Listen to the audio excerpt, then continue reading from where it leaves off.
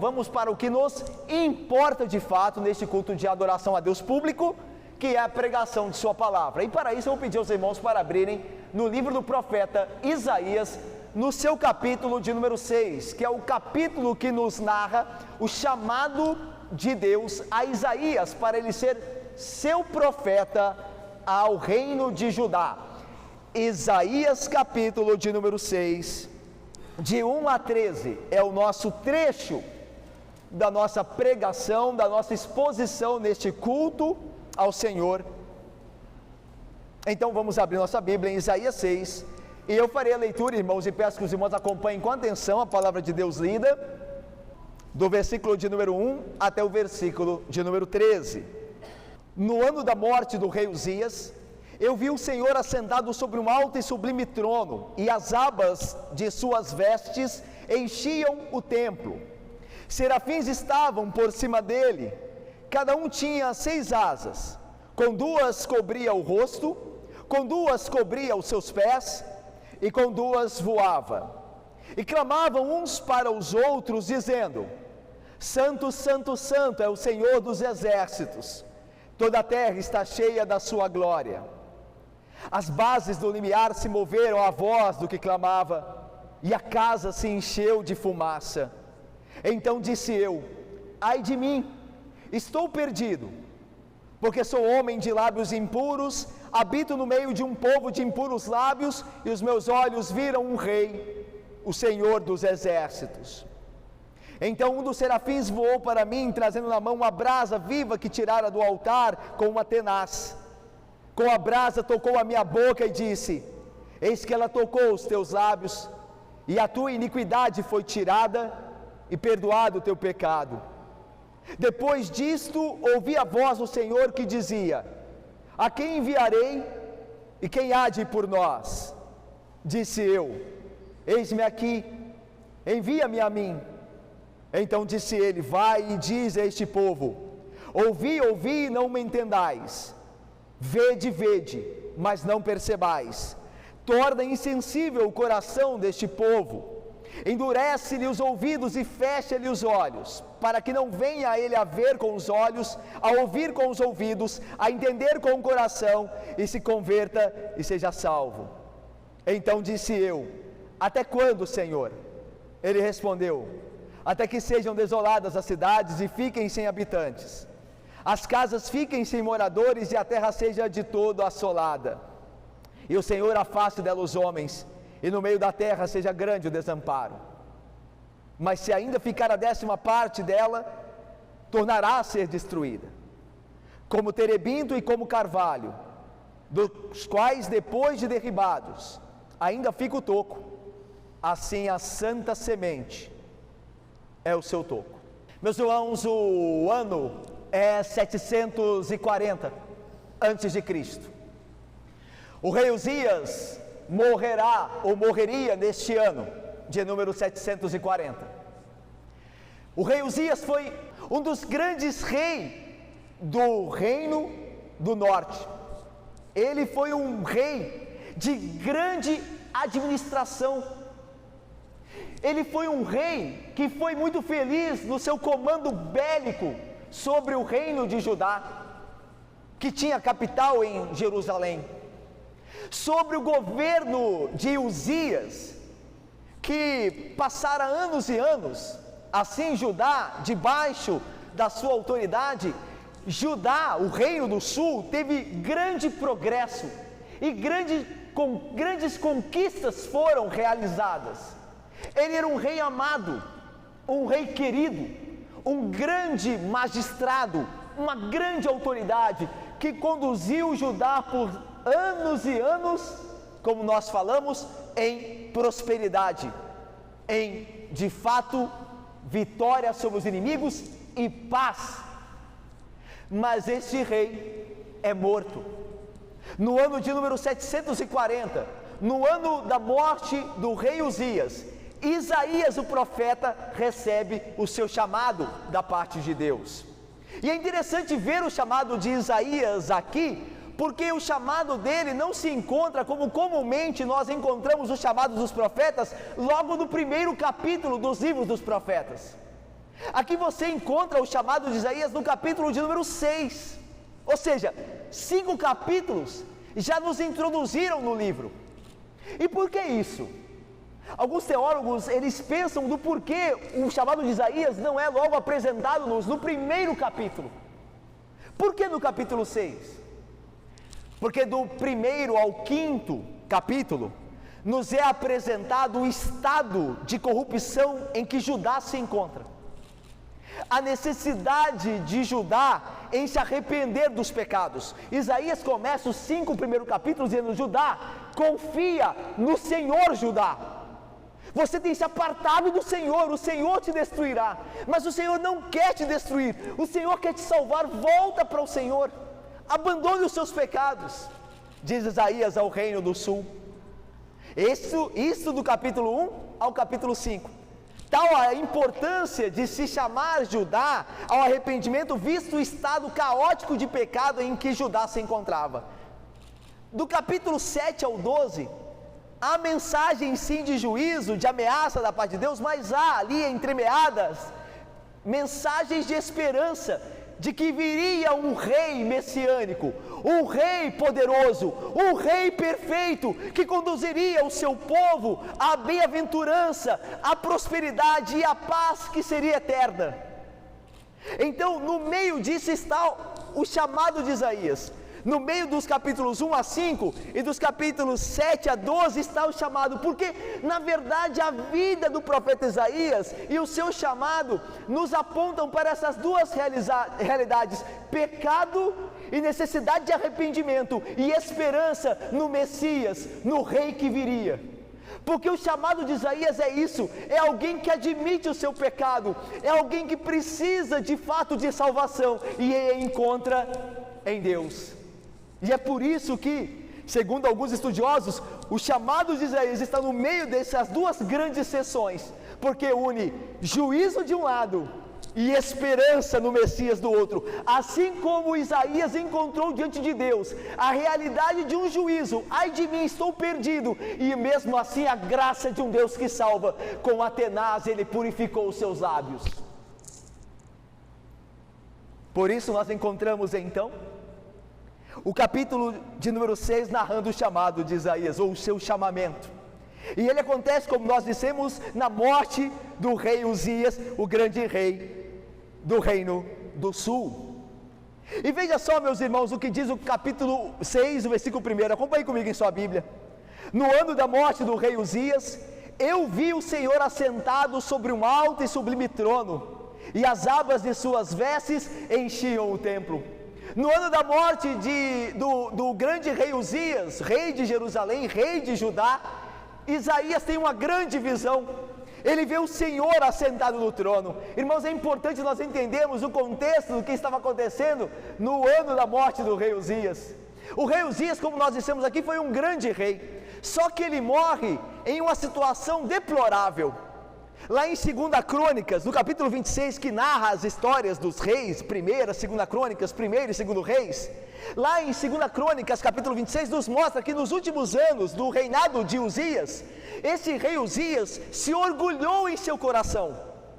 Ele entendeu mal o benefício, a graça de Deus em dar a ele um bom governo, e então ele se fez grande e se orgulhou em seu coração. E diz o texto que ele tentou tomar para si o ofício sacerdotal. Ele entrou no templo e quis oferecer ao Senhor aquilo que era dito que só os sacerdotes poderiam oferecer. Mas ele resistiu, mesmo advertido pelos sacerdotes. Ele ainda, de maneira rebelde, quis sacrificar, e a Bíblia diz que Deus então o puniu com lepra. E os últimos anos da vida do rei Uzias foram anos de sofrimento, afastado do templo do Senhor, porque o leproso não podia de fato ter contato com a adoração pública com o povo, ele tinha que morar afastado. Então foi um final de vida deplorável. E veja agora o contexto: Isaías olha para um lado e vê um grande rei agora num estado de fato de miséria. Toda a esperança que Judá, que Jerusalém colocaram nesse grande rei agora caiu por terra, porque ele morre num estado deplorável, de fraqueza. Ao mesmo tempo, lá do norte, Lá no norte está se levantando um grande império que ameaça os reinos da terra, inclusive o reino de Judá, que é o reino da Assíria. Tiglat-Pileser III é um rei que vai se tornar um rei predador.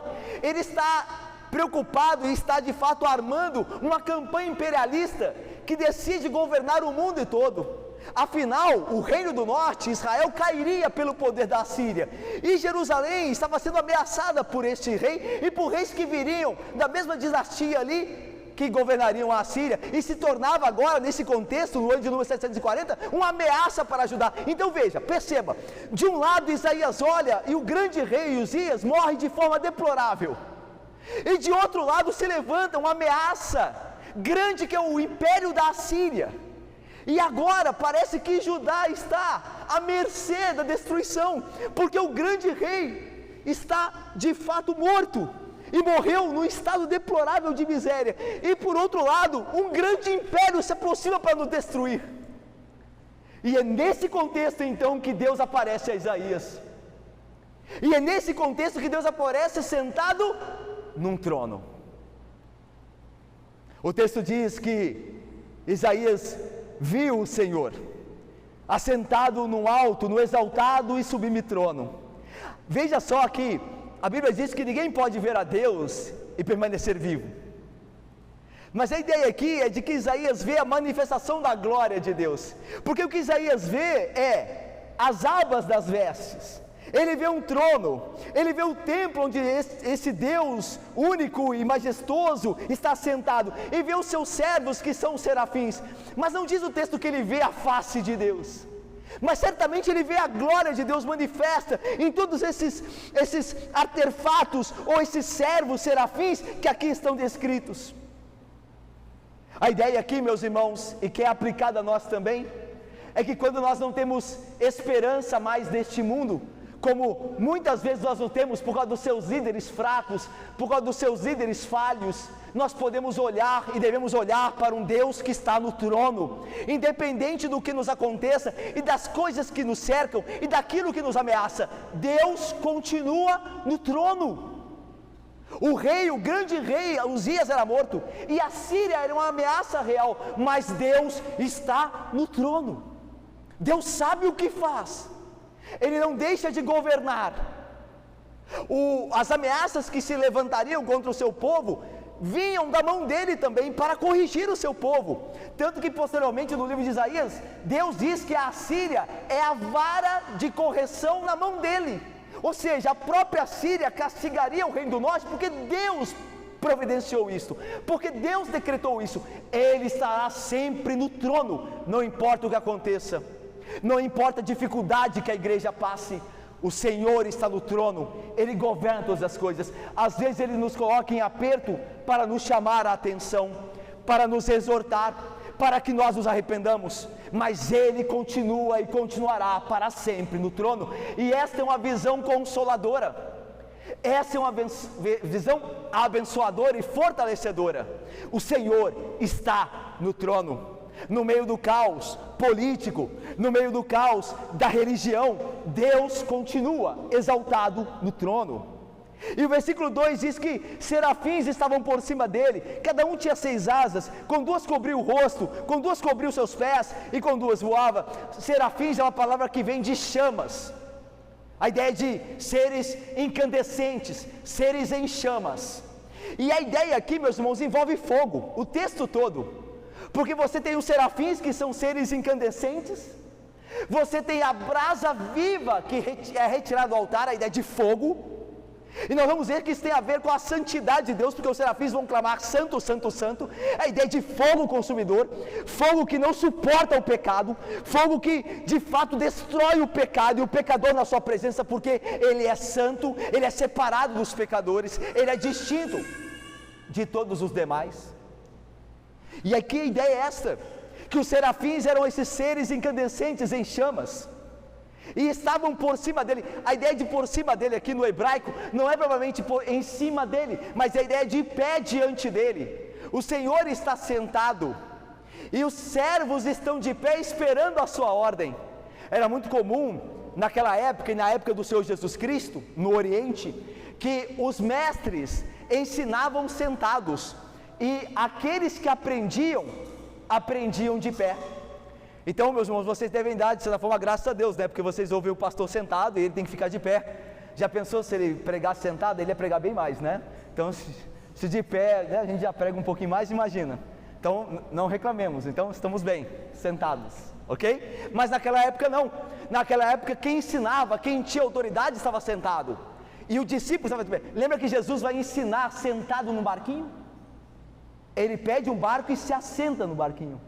E os seus discípulos ao pé da praia o ouvem em pé. Então a ideia é essa: o Senhor está sentado, enquanto os serafins estão de pé diante dele. Ou seja, os serafins são seus servos, estão prontos para a sua ordem, o seu mandato. E diz o texto que eles têm uma forma humana, ou pelo menos em alguns aspectos. Eles têm olhos, eles têm pés, e com as asas, esses pares de asas que lhes foram dados, duas asas eles cobrem, um par eles cobrem os olhos, com outro par eles cobrem os pés. A ideia de olhos, de cobrir os olhos, é porque eles não podem bisbilhotar o santo. É interessante isso. Deus não deve ser motivo da nossa vã curiosidade. A gente tem que ter cuidado quando nós nos aproximamos de Deus. Às vezes tem pessoas que falam assim: eu vou estar à igreja para saber como é que é lá, eu vou estar à igreja para ver como é que é a adoração lá. Irmãos, nós não vamos à igreja para ver como é que é a adoração, nós vamos à igreja para adorar. Se eu não concordo com uma igreja, como a igreja adora, eu não vou lá, porque essas coisas não são próprias de serem tratadas, ou da essência dessas coisas não é para ser tratada como curiosidade vã. Os serafins, que eram criaturas guardadas em santidade pelo poder de Deus, não ousavam olhar para a majestade do Senhor. Então nós temos que ter cuidado com curiosidade vã, em tratar a religião como algo a se estudar por curiosidade, para conhecer as várias religiões, para poder dar opinião sobre as várias linhas de manifestações religiosas. Nós às vezes nos achamos muito prepotentes e nós tratamos a Deus como se colocando Ele num tubo de ensaio para a nossa curiosidade. Deus não é assim. E os serafins entendiam isso, seres guardados em santidade, daí não ousavam olhar. E a ideia de cobrir os pés, há muito tem se discutido sobre por que cobriam os pés. A ideia de que pés pode estar relacionado a caminho. Guarda os teus pés, ou seja, guarda o teu caminho. A ideia então que os serafins não ousavam a tomar uma decisão sobre para onde ir, sem que ouvissem a ordem do Senhor. Daí eles cobriam os seus pés numa mensagem ou num símbolo de que nós estamos prontos a obedecer a sua vontade, e não daremos sequer um passo sem que haja uma ordem divina, uma ordem que parta do Senhor. É interessante que o texto diz que eles não cobrem os seus ouvidos, embora isso, obviamente, nós podemos imaginar do texto, porque eles estão prontos a ouvir a voz do Senhor, e aí sim, seus pés caminharem segundo essa direção.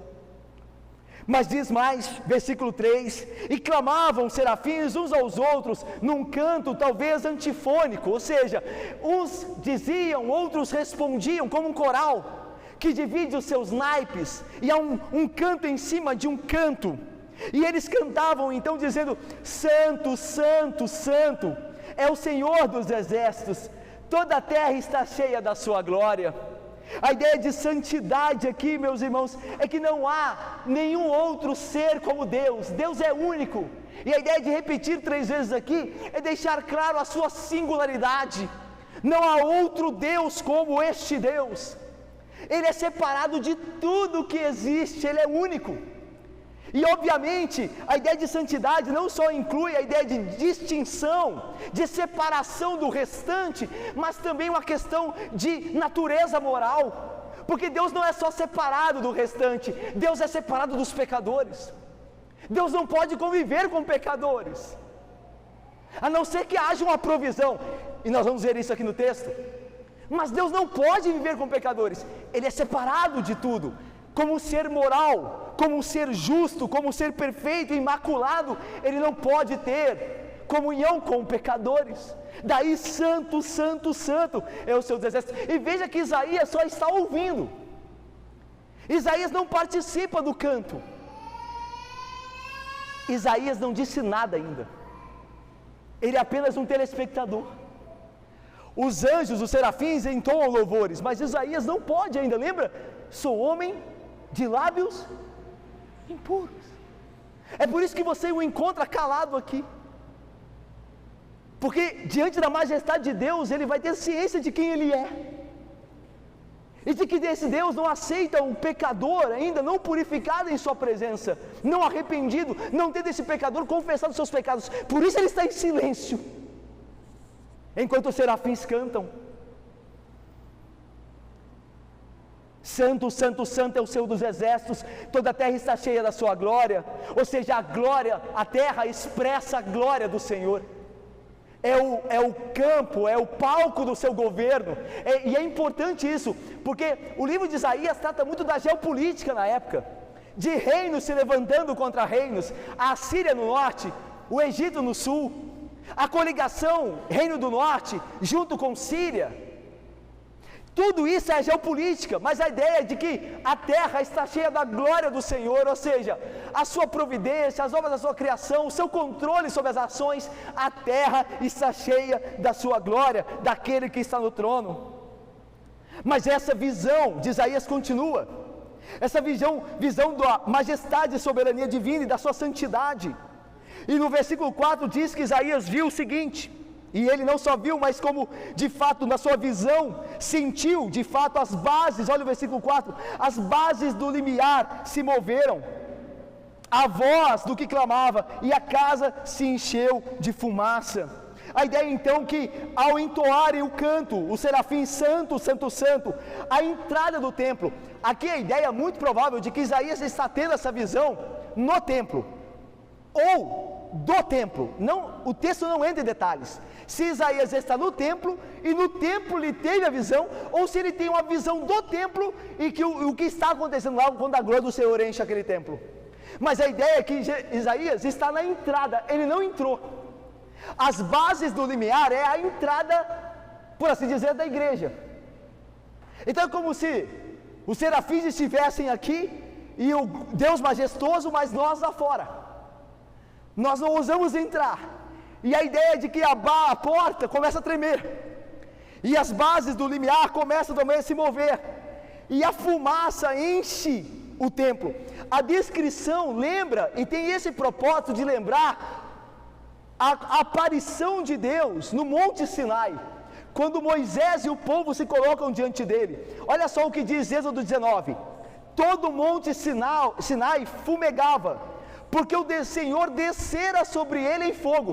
Olha só, o Senhor está no templo na visão de Isaías, há fumaça na visão de Isaías, assim como o Sinai, quando Deus desce sobre o Sinai, e há fogo lá no Sinai, como há fogo aqui, os seres incandescentes, os serafins, e a brasa viva do altar. Então é um símbolo, é muito próprio, a memória aqui, a associação é muito verdadeira, muito comum, muito fácil de se fazer.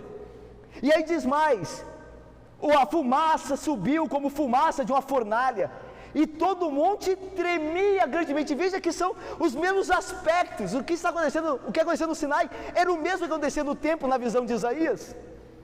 E a ideia de Deus lá no Sinai ele disse a Moisés: coloca limites na base da montanha do Sinai, para que ninguém se achegue. Aquele que tocar na base, se quer tocar, morrerá. E o que está acontecendo aqui? É como se Deus estivesse expulsando os pecadores da sua presença. Isaías não é convidado a entrar ainda, porque ele está na entrada da porta, e tudo que acontece é como se estivesse jogando ele para fora. As bases do limiar começam a tremer, o templo começa a encher de fumaça, ele não consegue mais ver plenamente, ou seja, o pecador não pode entrar, não tem acesso para ele. E aí Isaías reconhece isso. Pelo Espírito de Deus ele consegue perceber que ele estava perdido, que todo aquele contexto do que acontecia apontava para a sua condenação, porque ele era um pecador. Tanto que é isso que ele diz, depois de ter a imagem desse Deus santo, santo, santo, majestoso, e que não suporta o pecado. Olha o que ele diz no versículo 5, vamos ler juntos? Leamos juntos bem forte, irmãos, por favor, me ajudem. Então disse eu: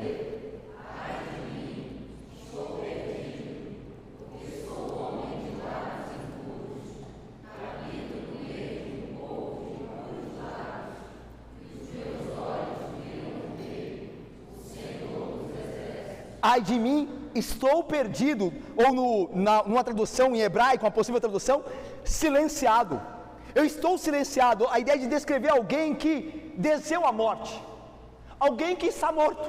Estou silenciado, a ideia de, olha como a ideia, os serafins cantam, mas Isaías não canta, ele não participa, ele está silenciado, porque se ele abrir a boca, ele morrerá.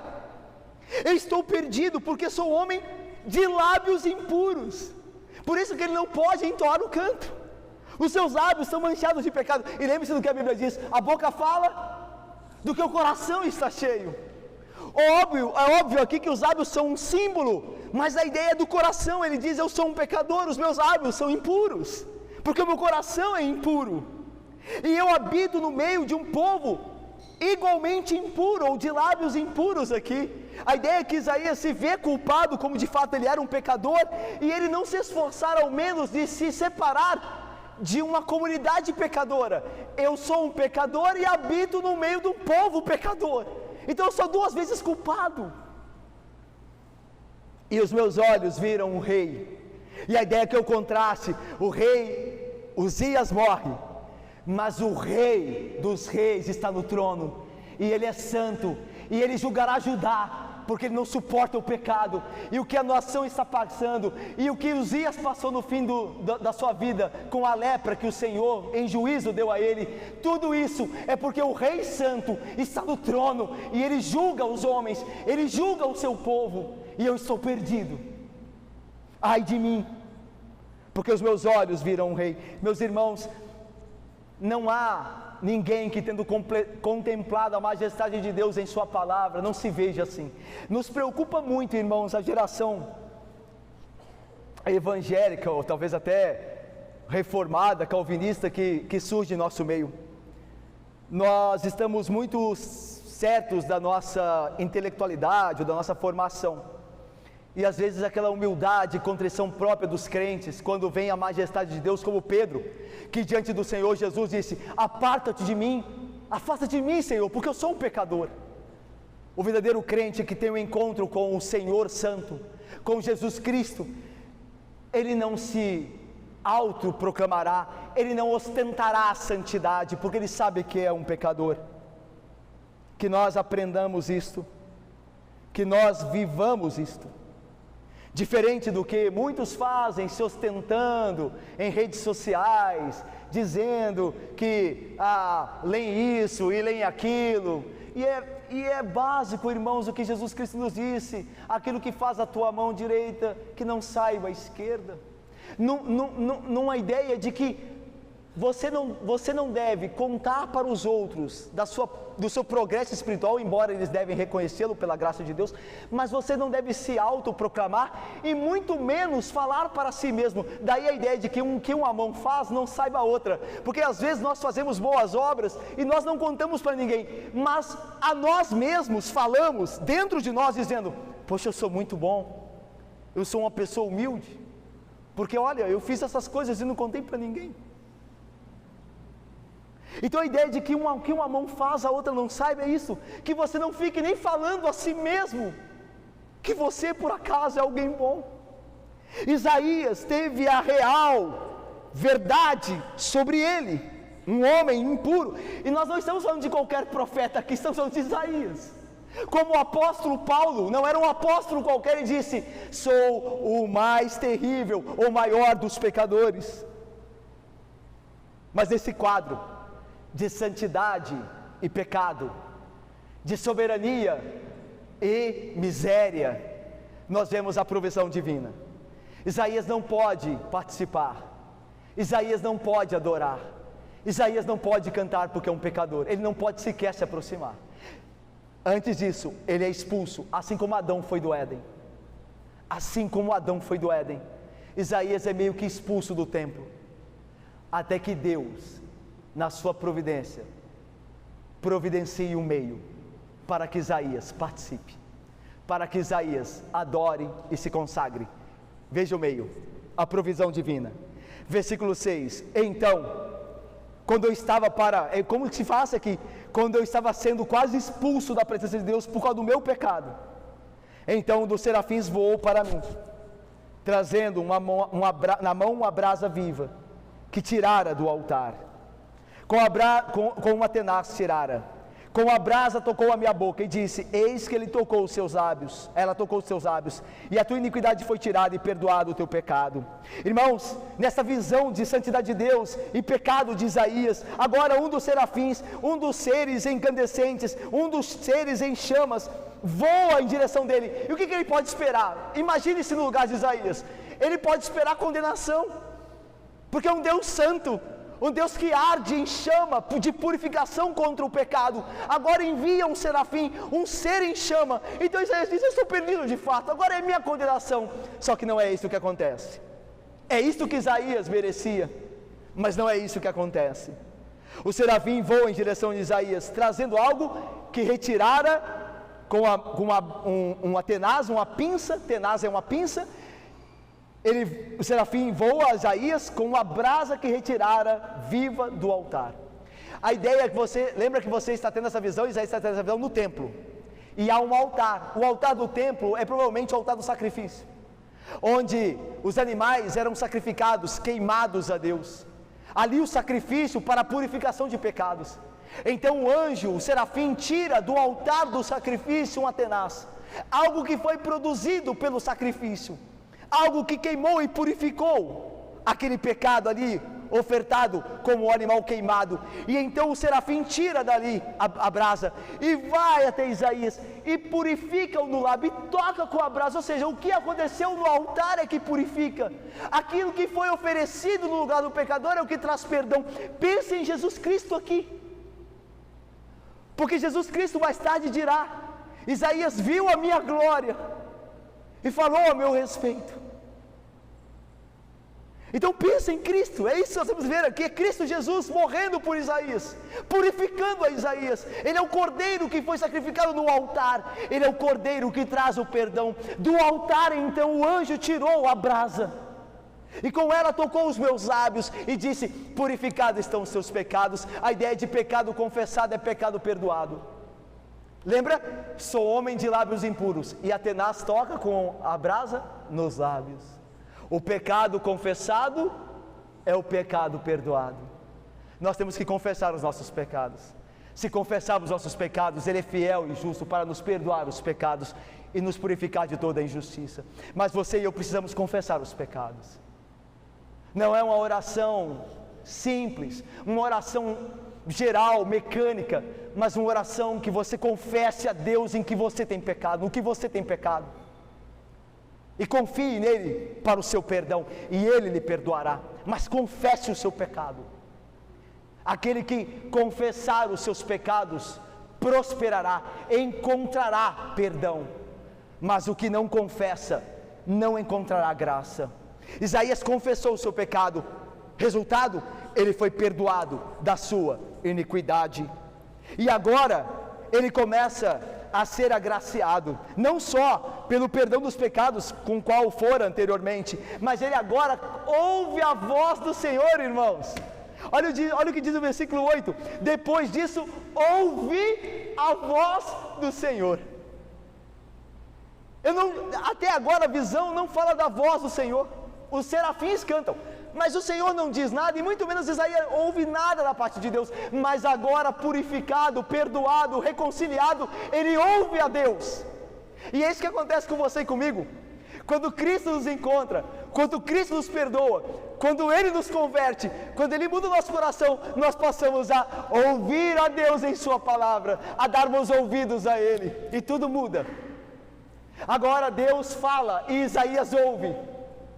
E isso é uma graça divina, porque agora há uma revelação de Deus a Isaías. Agora Isaías pode se achegar a Deus e pode ter comunhão com Deus, porque Deus falará e Isaías responderá. E agora há comunhão, porque o pecado foi tirado, o pecado foi perdoado, e agora nós oramos em nome de Jesus e Deus nos atende segundo as graças e misericórdias encontradas no seu Filho.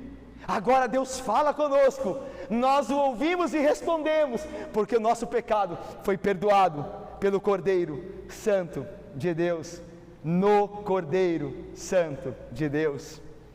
Depois disso ouvi a voz do Senhor que dizia, e aqui é um chamado geral, não específico: Deus não está falando para Isaías, Deus não está, por assim dizer, constrangendo Isaías. Isaías, você vai por mim?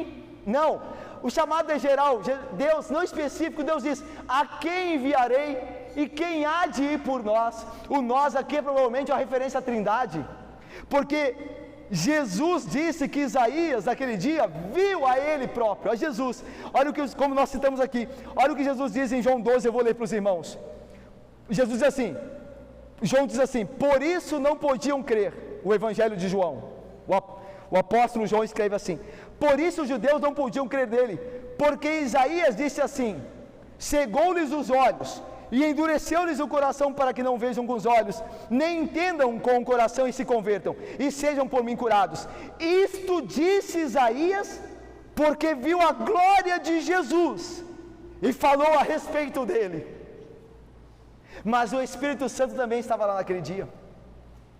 Lá em Atos dos Apóstolos, capítulo 28, Paulo diz assim, o texto diz assim de Lucas: e havendo discordância entre eles, despediram-se, dizendo Paulo essas palavras: bem falou o Espírito Santo a vossos pais, por intermédio do profeta Isaías, quando disse: vai a este povo e diz-lhes, de ouvido ouvireis e não entendereis, vendo vereis e não percebereis.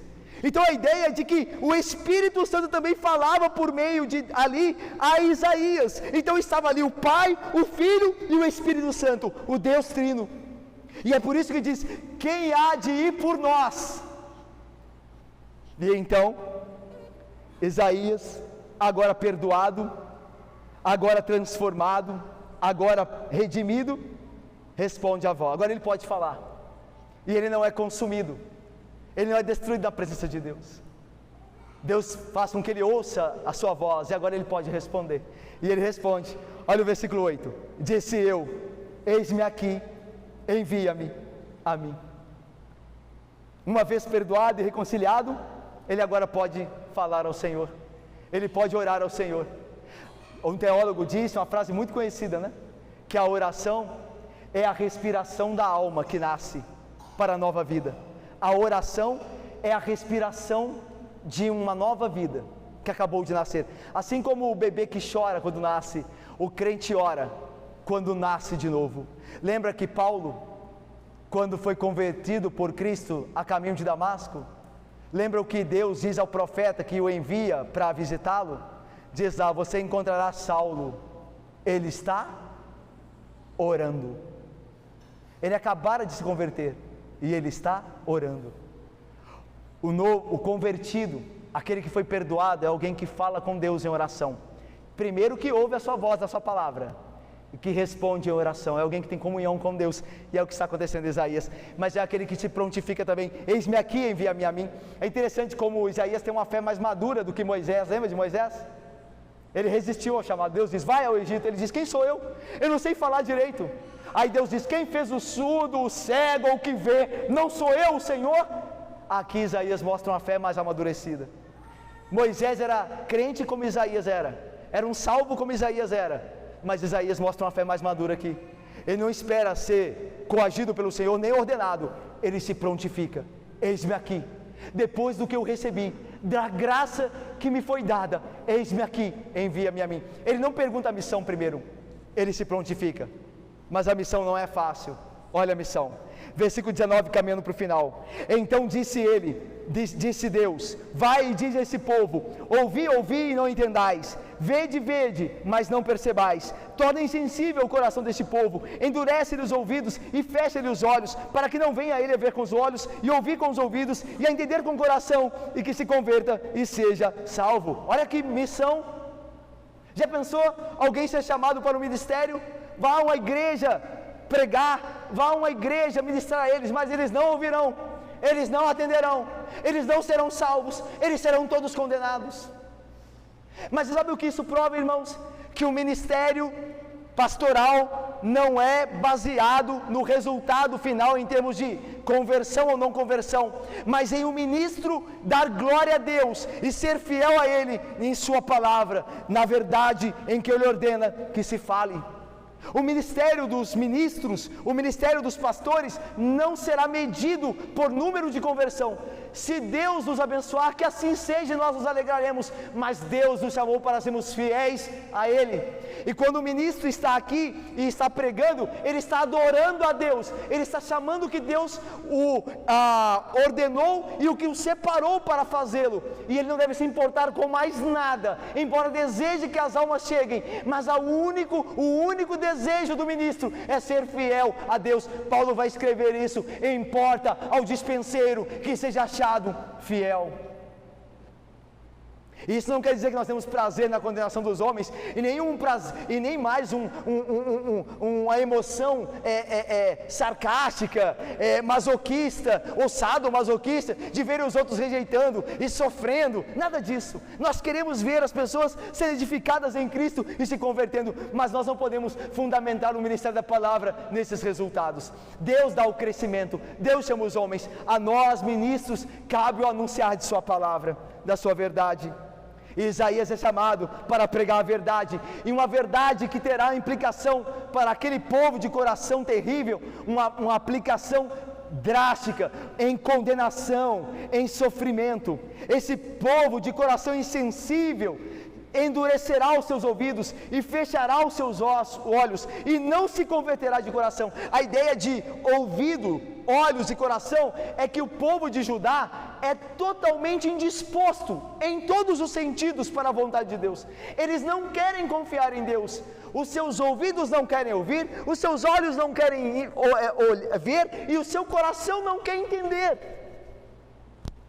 E aquela geração está condenada. Aquela geração de Judá estava condenada, porque eles responderam com rebeldia à palavra do Senhor. Eles não creram, eles não se submeteram, eles não confiaram em Deus. Eles preferiram confiar em si mesmos, eles preferiram confiar no Egito para resistir à Síria como ameaça, mas eles não confiaram no Senhor e eles pereceram todos. Toda aquela geração pereceu. Toda aquela geração sofreu com o cerco da Síria em 701 e com a Babilônia em 597, em 586, quando de fato Jerusalém é destruída pelos babilônicos. Eles sofreram porque eles não confiaram. Aquela geração estava condenada. Deus condena gerações.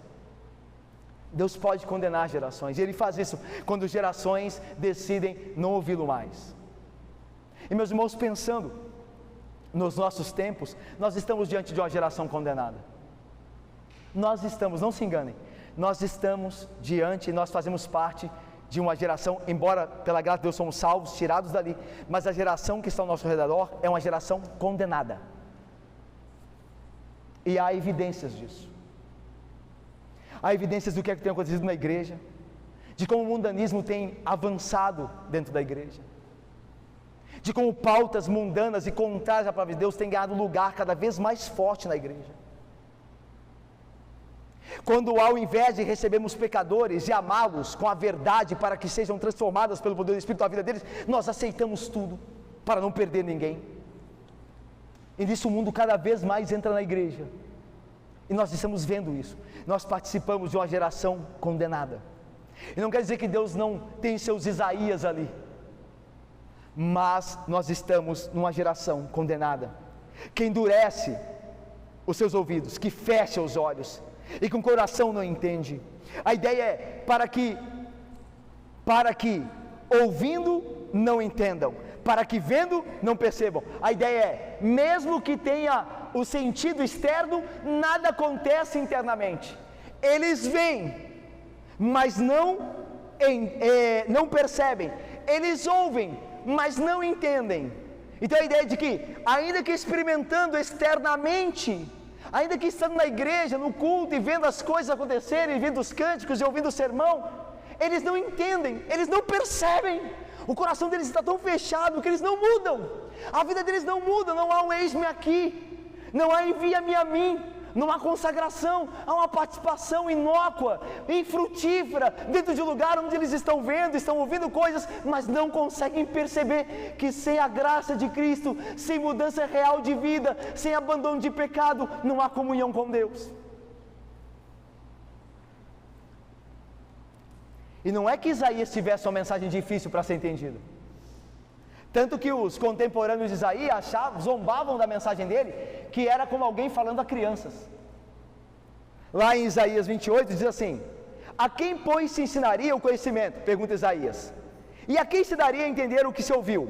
Acaso aos desmamados e aos que foram afastados dos seios maternos? Porque é preceito sobre preceito, preceito e mais preceito, regra sobre regra, regra e mais regra, um pouco aqui, um pouco ali. A ideia aqui é que Isaías usa uma imagem de que ele está representando aqui, ou está falando como se fossem os seus opositores, dizendo a Isaías: nós estamos cansados do que você prega. Você prega como a crianças, nós não somos crianças. Tudo de você é lei, lei, lei, lei, faça, faça, faça, e Deus, Deus, santo, santo, santo, e fica repetindo regra sobre regra, preceito sobre preceito, um pouco aqui, um pouco ali. Nós não queremos isso. Nós já ouvimos essas coisas, eles disseram a Isaías. Ou seja, o ensino de Isaías era simples, tanto que eles julgavam como o ensino dado a crianças, e mesmo assim eles não ouviam, eles não queriam ouvir, eles estavam condenados. E essa missão que Deus havia dado a Isaías, falar a uma geração condenada. Meus irmãos, nós não fomos chamados a testemunhar no nosso bairro, no nosso apartamento, com os nossos familiares ali, ou nossas casas, nossa vizinhança, colégio, faculdade, às vezes até mesmo na igreja, para que as pessoas aceitem a Cristo. Nós somos chamados para testemunhar para a glória de Deus. Aceitar a Cristo é uma coisa que depende de Deus e da vontade dele, e nós queremos isso, mas isso nós não podemos fazer. As pessoas aceitarão se Deus as elegeu para a vida, mas cabe a nós pregar, e saibamos disso, nós seremos muitas vezes rejeitados, nós seremos de fato muitas vezes zombados, mas nós não podemos, assim como Isaías não fez, voltar atrás e não assumir esse compromisso de consagração com Deus, de falar de Deus e proclamar as virtudes daquele que nos chamou das trevas para a sua maravilhosa luz, como Isaías o fez, mesmo a uma geração condenada. Mas Isaías, ele não é insensível, e aí nós caminhamos para o fim do texto. Ele não é alguém que, eu adoro pregar para condenar as pessoas, eu vou amar isso, eu vou amar dizer que elas vão ao inferno. Isaías não é assim, e nenhum de nós pode ser. Embora isso seja uma realidade, que nós temos uma geração condenada, nós lamentamos isso, e nós sentimos essas coisas, como Paulo sentiu pelos seus compatriotas não crerem em Jesus Cristo. Isaías também sente ao ponto de perguntar: até quando, Senhor? Até quando eles não ouvirão? Até quando eles não atenderão? Olha o versículo 11. Então disse eu: até quando, Senhor? O Senhor respondeu: até que sejam desoladas as cidades e fiquem sem habitantes, as casas fiquem sem moradores, e a terra de todos seja assolada, e o Senhor afaste dela os homens, no meio da terra seja grande o desamparo, mas se ainda ficar a 10ª parte dela, tornará a ser destruída, como o terebinto e como o carvalho, dos quais depois de derribados, ainda fica o toco, assim a santa semente é o seu toco. A ideia é, até que venha a Assíria, até que venha a Babilônia, e toda a terra de Judá fique deserta, e fique desamparada, e não haja quem nela mais habite.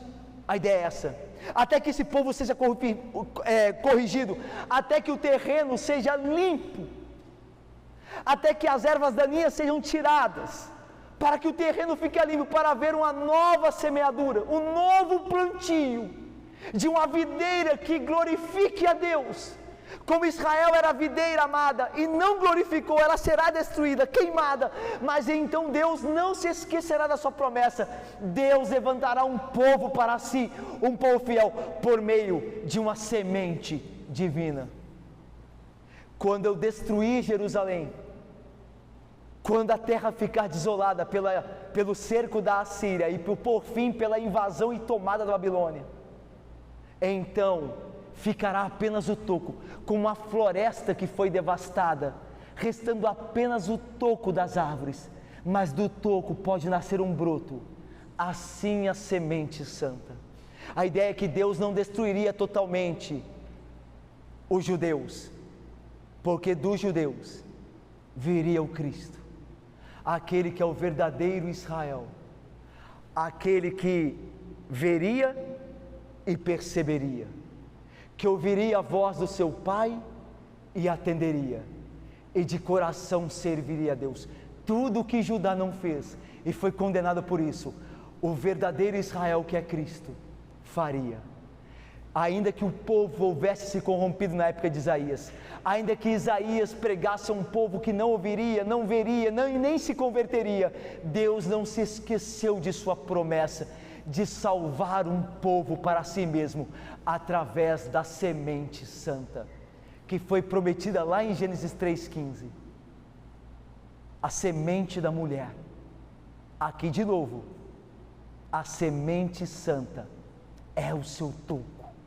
O Cristo virá, o Cristo salvará, o Cristo criará um povo que com os olhos perceberá, com os ouvidos atenderá e com o coração crerá.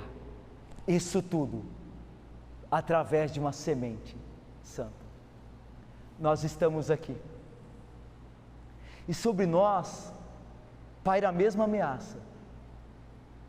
Nós estamos ouvindo, nós estamos diante da majestade de Deus em sua palavra, da revelação de Cristo Jesus, o Rei dos Reis. Se nós vermos, mas não percebermos, se nós ouvimos, mas não quisermos entender, e de coração rejeitarmos e não crermos, nós seremos condenados. Isso vale para nós ainda. Mas ao mesmo tempo, se crermos na semente santa, naquele Redentor que através do seu sacrifício purificou Isaías e o consagrou ao serviço, se nós cremos nessa semente santa, o Cristo glorioso, então nós veremos e perceberemos, nós ouviremos a voz de Deus e entenderemos e queremos de coração e diremos como Isaías: eis-me aqui, Senhor, graças te dou pelo que fizeste a mim por meio de seu Filho, eis-me aqui, usa-me, Senhor, envia-me a mim. Cristo está criando um povo assim, uma nova Jerusalém, onde habita justiça e verdade, com cidadãos do reino. É isso que está fazendo o Cristo. E eu espero que você e eu façamos parte desta nova Jerusalém que desce do céu, do reino de Deus, desta cidade cujos habitantes Cristo edifica segundo o seu Espírito, fazendo com que eles percebam, entendam e creiam. Que Deus nos abençoe. Amém, irmãos.